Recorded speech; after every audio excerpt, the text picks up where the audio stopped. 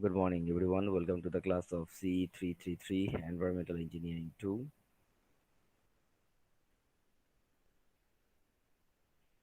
So, today we'll start from this problem, and this problem is based on estimation of the sewage flow, design flow.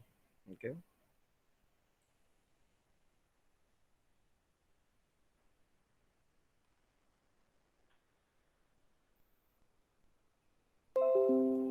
so let's see what they're saying. Estimate the average daily, maximum day hourly, minimum hourly residential sewage flows from an area occupied by 750 people, having average per capita sewage flow of 59 gallon per capita per day. Per capita means per person per day. That means one person generates 59 gallon wastewater in one day. Average, in an average. So consider the length of the sewer and the house connection to be 1.3 miles and infiltration to be 30 gallon per day per mile. Now,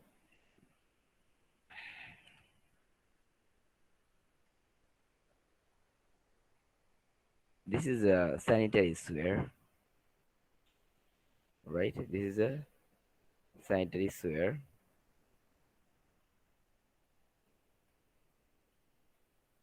So, Q would be peaking factor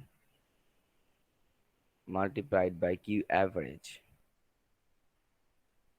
This is Q design, okay? Can you see the board, guys? Yes, sir. Peaking factor into Q average plus infiltration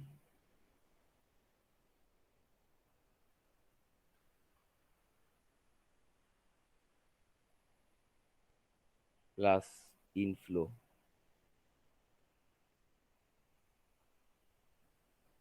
okay?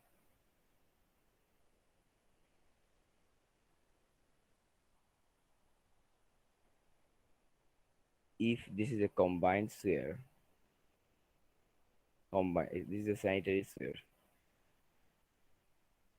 If this is a combined sewer, then QD will be this plus this plus this plus what, guys? Hmm? Plus stormwater, right? Plus stormwater, right? Yes, sir. Here, this is a sanitary sewer, so we don't have a stormwater contribution. We only have this. Okay. Now, estimate the average daily. So let's find out the average daily flow. Uh, if we calculate this Q average, Q average, one person generates how much? 59. Then 750 people generates how much? 750 into 59. Am I right? Yes, sir. So Q average 750 into 59 gallon per day. You can always convert it to gallon per hour. You have to divide it by 24, right? Now, what about the infiltration? Infiltration, look at this. The length of the sewer is 1.3 miles. Length of the If you look at the pan, okay. So this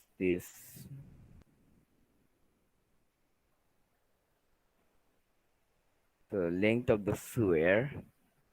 Let's give it a blue color.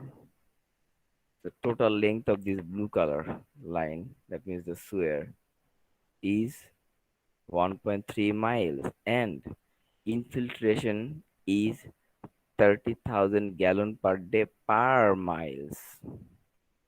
That means in 1 mile,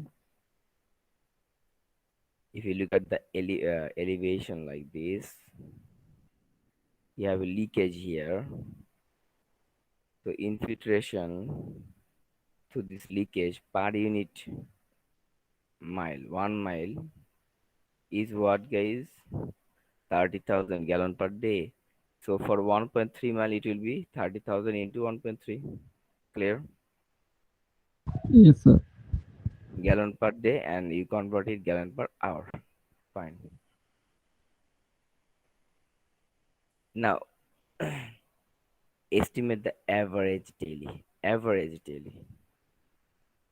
Average daily flow will be Q average design, Q average sanitary plus infiltration plus the storm flow. Look at there. We did not multiply it with peaking factor. Why? Because this is average one. Okay. So Q average is Q average plus infiltration was that 44250 and 39,000. 44250 and 39 gallon per day. What's next? Minimum, maximum hourly. The Q maximum design. Now, since this is maximum, so you have to multiply average one with the picking factor. Are you following me? Yes, sir. Yes, As sir. I showed it here, picking factor multiplied by the Q average plus infiltration. What is the picking factor for maximum hourly? This is 3 to 1. So we will take 3 here. Multiplied by 3, and look at this. This is hourly, right? So your unit has to be in gallon per hour. So you don't take this one, you take this one. 1843.75 gallon per hour plus multiplied by 3, right? 3 multiplied by 1843.75 plus 1625 gallon per hour. Clear? Yes, sir. And minimum hourly,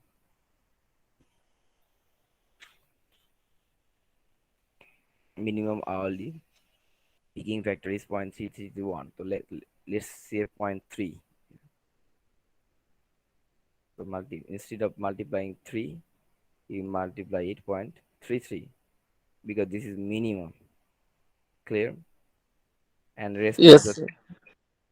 rest of the things are same. Any question?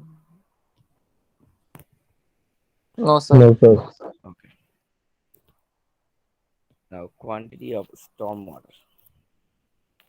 You know, now if you are considering, if you are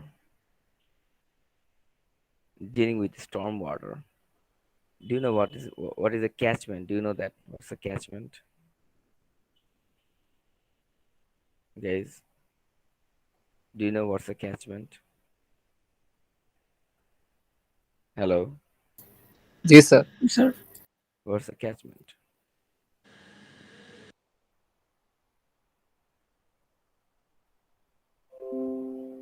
जानी ना sir. Okay,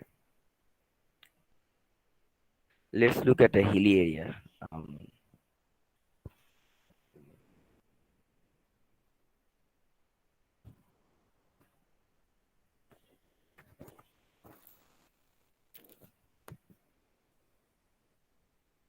this is the western part of USA. Okay,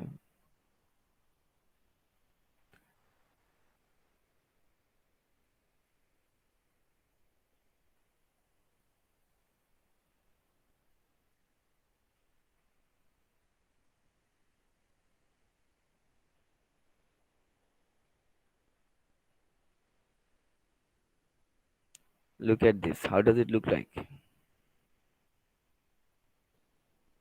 How does it look like? Hmm?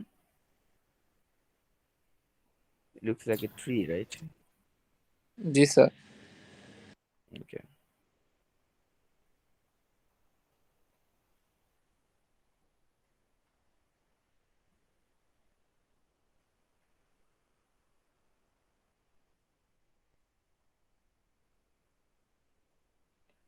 That means look at this. Uh, these are the elevated area. If the water, if there is a rainfall, right? The rainfall follows this direction. First, this, this, and this, and this. Why? Because this is higher elevation, this is lower elevation. Are you following me? Yes, Yes, sir. sir.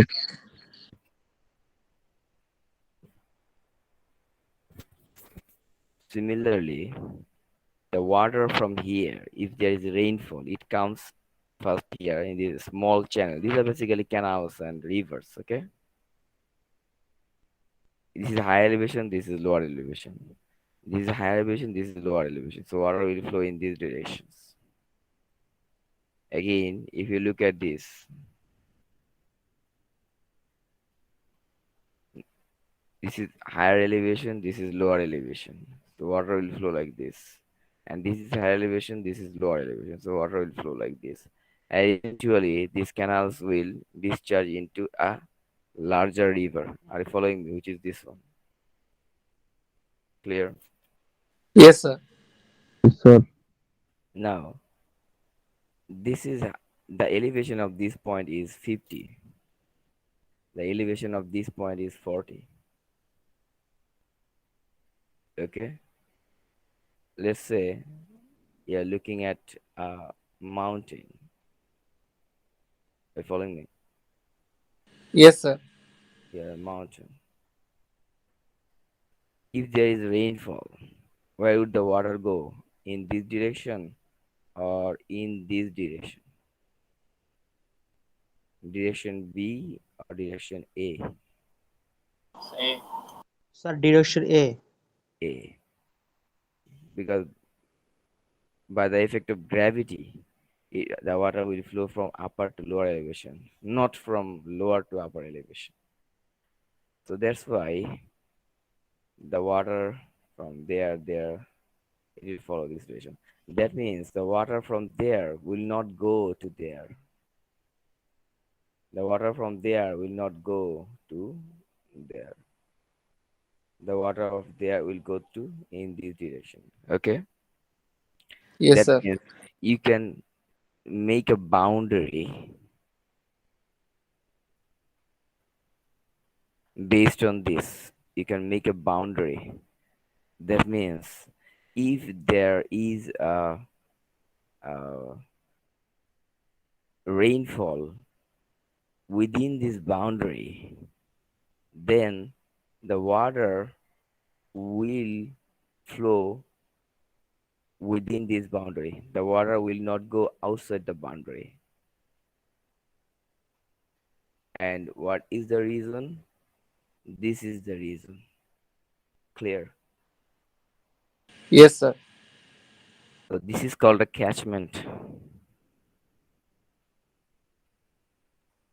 CATCHMENT.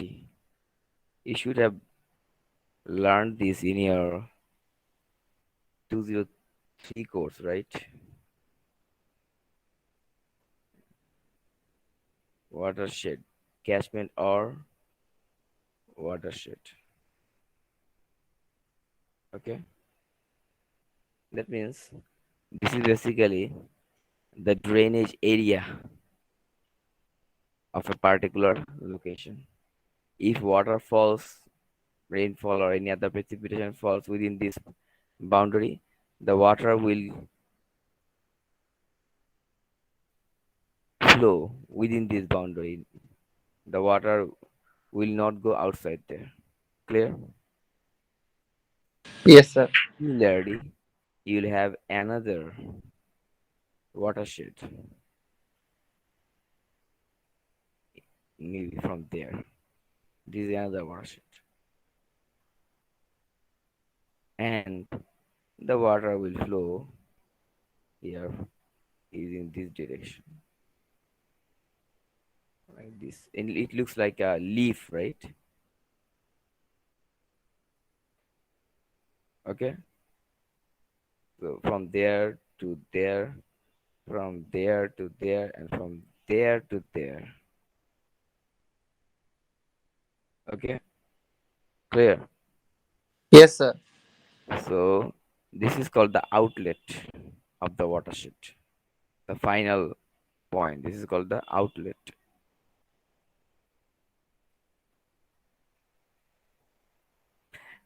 So ultimately, all the water in this watershed or catchment will flow towards this direction outlet and discharge from there. Get discharged from there.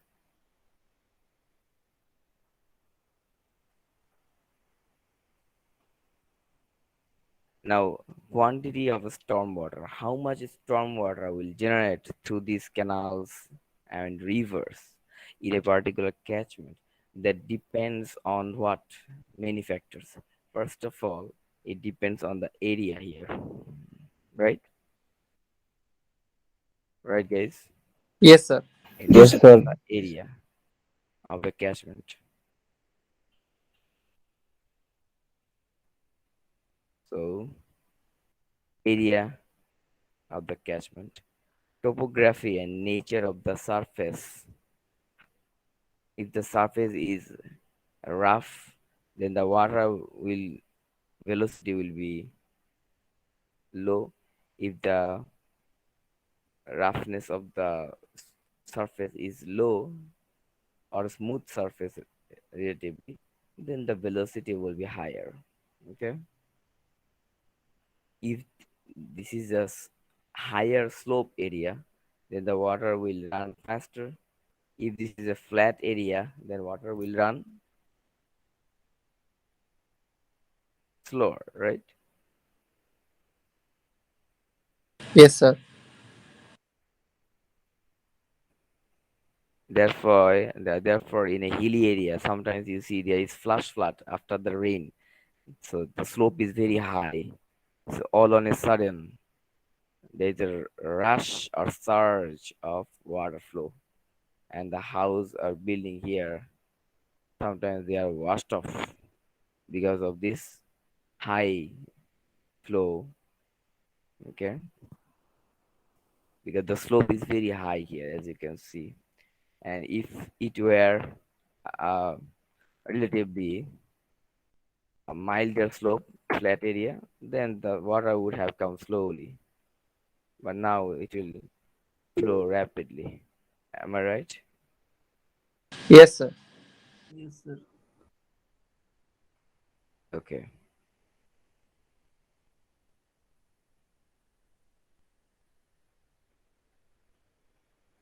What's next? Topography, intensity of the rainfall, extent of the rainfall, antecedent condition. If soils are already wet, then more storm water, more storm water. Okay. That means initially, if the soil is dry, then it has a capacity to infiltrate soil, right? So some part will infiltrate and the surface runoff will be low.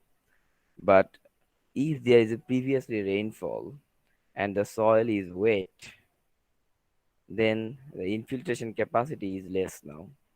So there will be more runoff. Obstruction.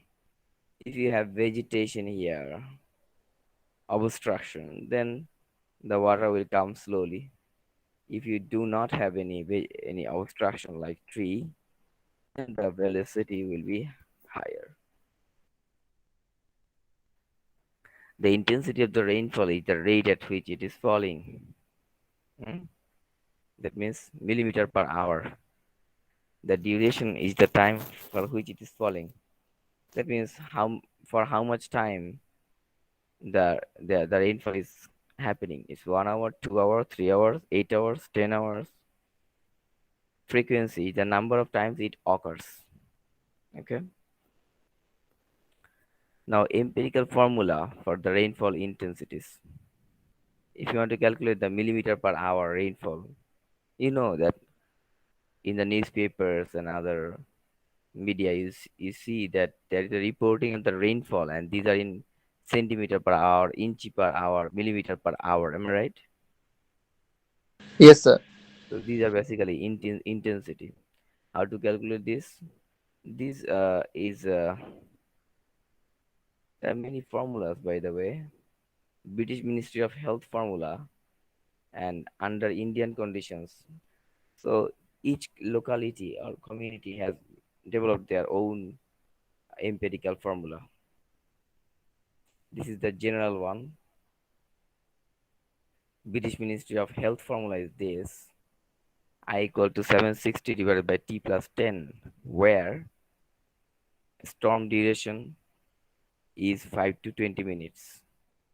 If storm duration is 20 to 100 minutes, then I equals to this, where T is the duration of the storm. That means 5, 20, or 50, 100. Clear? Yes, sir.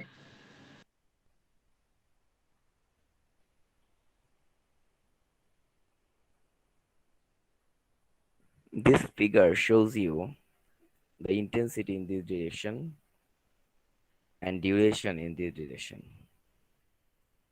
You know, usually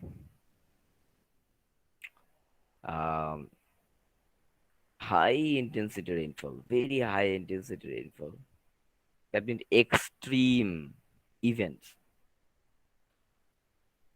occurs relatively less frequently. Am I right? Yes, sir. Extreme event. Hmm. Very high intensity rainfall. Do you get to see these types of extreme rainfall very often throughout the year? No, they happens less frequently. Similarly, or also, this high intensity rainfall does not stay for longer. High intensity rainfall does not stay longer, right? Yes, Sir. sir. That means extreme rainfall does not stay longer.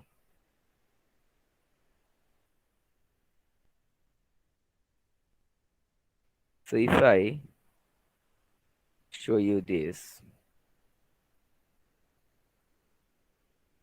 this is the intensity, and this is the duration of the rainfall. If there is a very high intensity rainfall, okay, the duration will be small. If there is, that means that's the extreme rainfall. Low intensity, relatively average or low intensity rainfall, duration is higher. This one is higher than this one, right?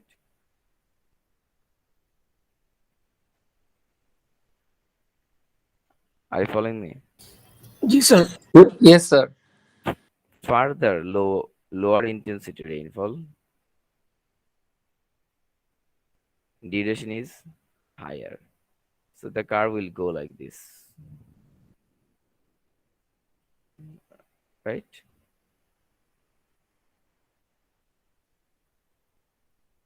Clear?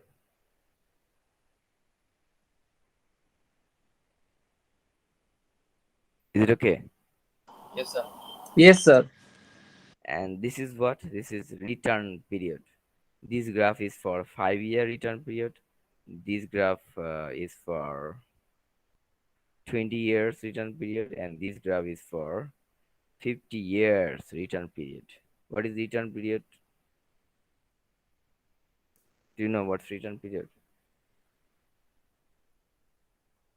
Hello. Yes, sir. Data. মানে sir কতক্ষণ পর পর সেটা হয়, কয় বছর পর পর সেটা হয় এরকম? Right. That means the expected duration of occurrence. That means uh, if I tell you that a storm has 50-year return period or flooding has a 50-year return period, that means that flooding, that amount of flooding occurs once in 50 years. Once in 50 years. If I tell you another flooding that is 100-year return period, that means that type of extreme flooding happens once in 100 years. Once in 100 years. Are you following me? Yes, Yes. sir. Now, when you're gonna design a bridge, okay,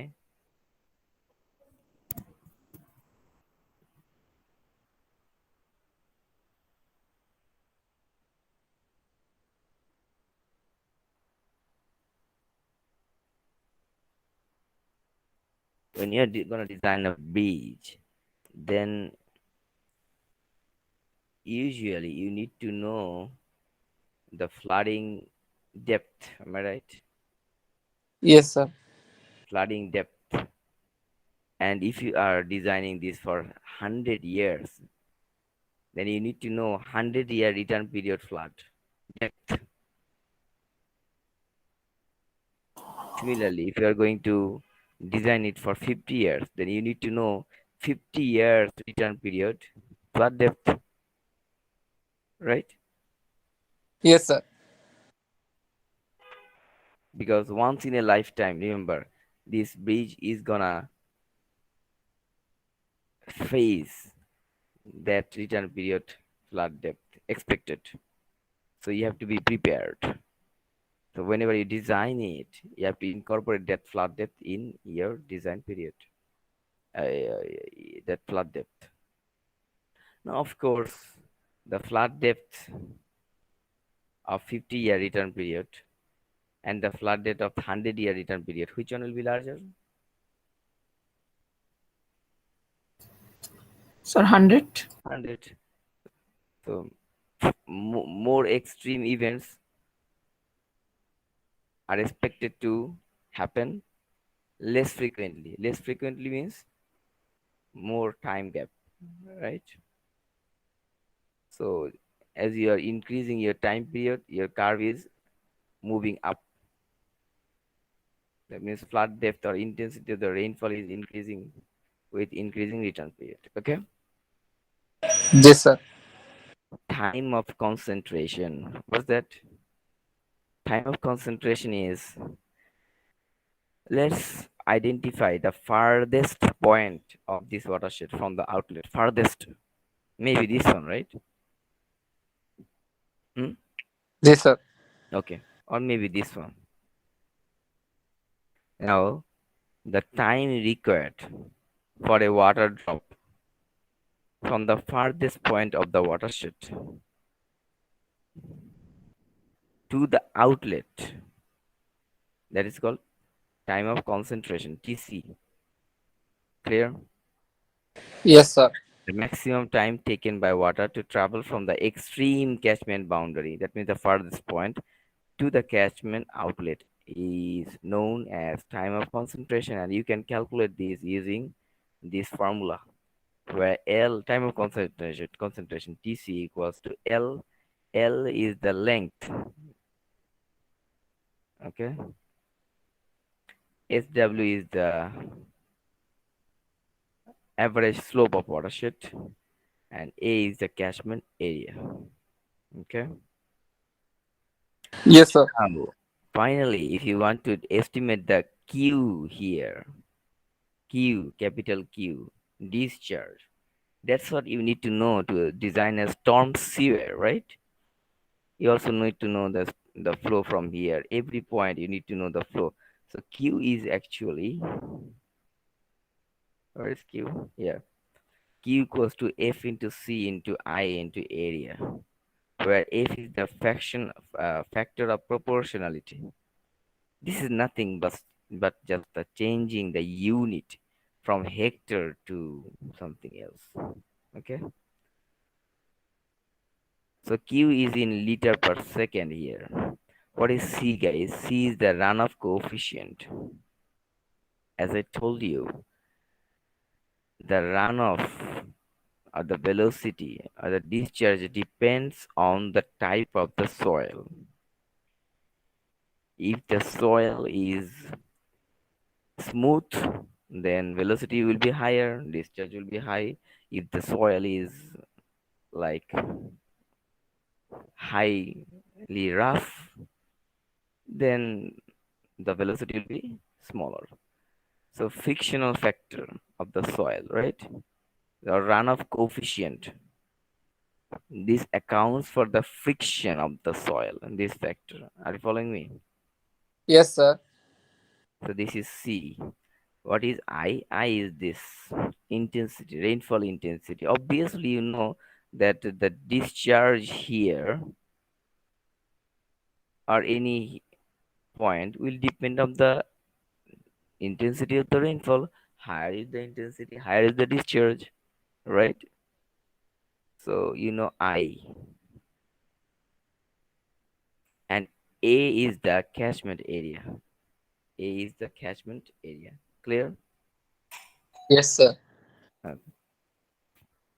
there are the assumptions. You should go through these assumptions.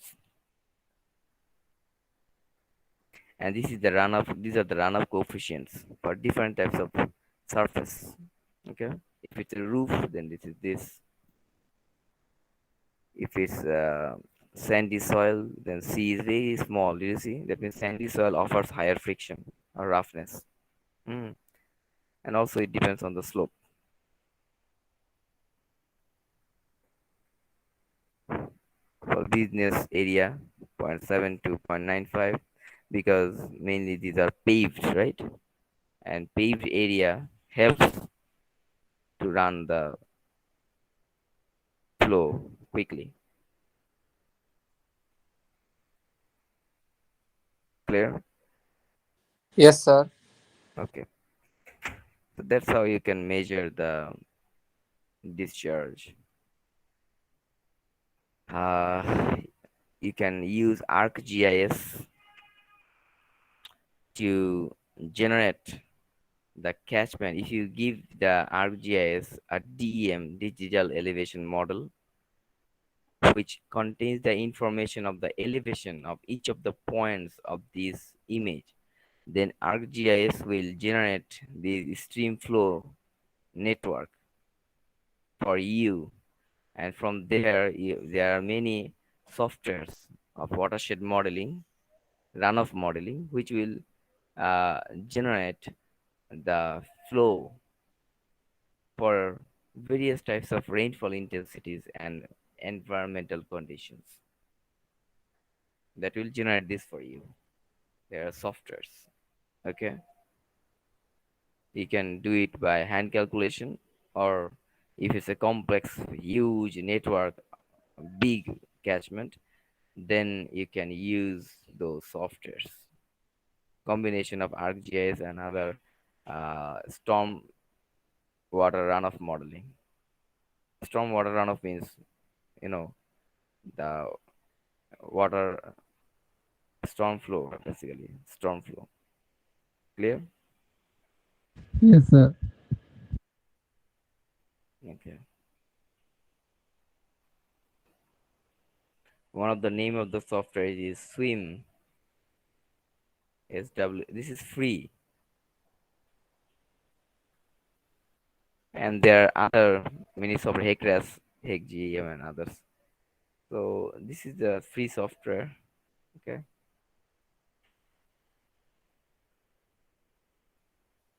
surface water modeling. Now we will do an example problem. Sanitary sphere, not combined, only the sanitary one. That means stormwater contribution is not will not be considered, but the same thing. I mean, if you know this design, you will be able to do this design, the combined design also, the design for combined sphere also. So let's look at this problem. Design a gravity flow trunk sanitary sewer for the area shown in the accompanying figure. Are you following me, guys? Yes, sir. Yes, sir. So this is the plan of the area where you can see this is a shopping center, 50 hectare. What is the area here? 50 hectare. There's a college. What is the area here? 100 hectare. Single family homes. There are lots of homes, family homes here. And there are lots of homes here. And what is the area, guys? 200 hectare. Clear? Clear. Yes, sir. Okay. Now,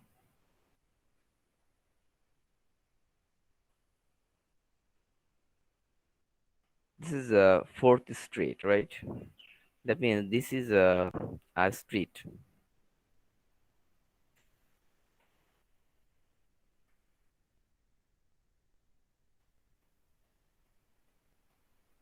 This is a street. This is fourth street.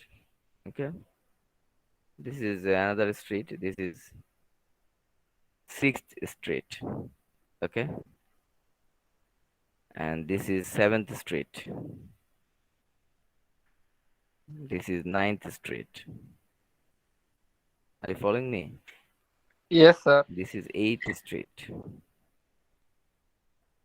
Okay. What is this, guys?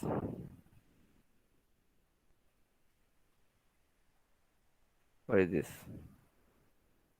What are the lines for? Can anybody tell me?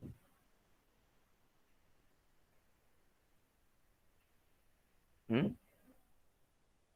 These are the contour lines. You know contour line at least, right? Hello? Yes, sir. Yes, sir. So these are the contour lines. The elevation of this point is 20 meter from the mean sea level. From the mean sea level, 20 meter. The elevation of this line or the points on this line is 19 meter. Here 18 meter. Here 17 meter. Here 16 meter. Here 15 meter. That means the water will flow from this direction A or this direction B. Tell me.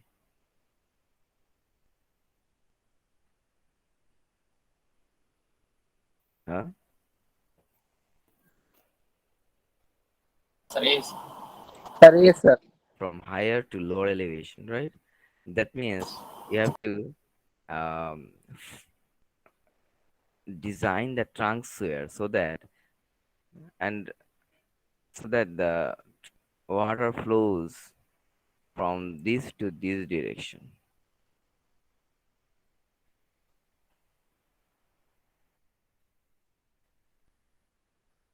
From this to this direction, right? From this to this direction, right? Yes, sir.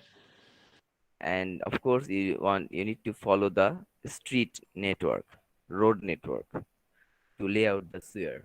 I already told you these details. Now,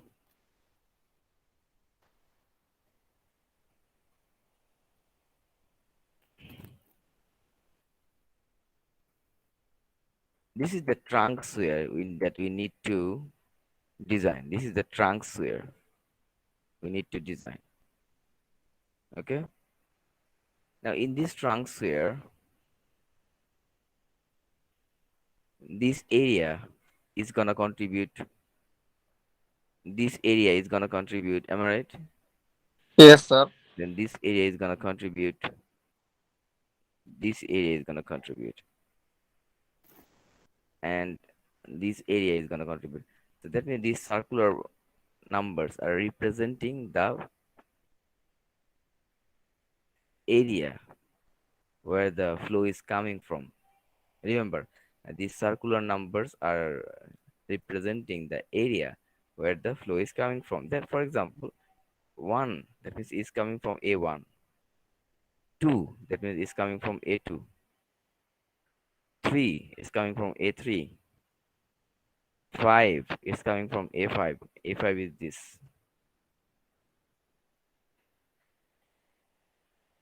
A5. 4 is coming from A4. Clear? Yes, sir. Now there are other points. Look at this. 1, it doesn't have any circle. 1, 2, 3, 4, 5. These are different points.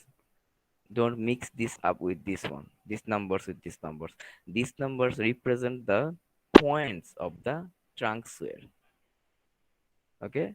These numbers, these numbers represent the points of the trunk swell. That means this is this point 1, this point 2. Okay? 3 means this point. Okay? 4 means this point, this junction actually. Clear? Yes, sir. 3 means this junction. This 4 means this junction. This 2 means this junction. This 1 means this junction. Remember this, okay? We need all these details to uh, design this wire network. So we'll start the class in our next, start solving the problem in our next class, inshallah. Any question, guys? No, sir. Okay, then thank you very much. Have a good one and stay safe. Didn't I record my lecture? Yeah.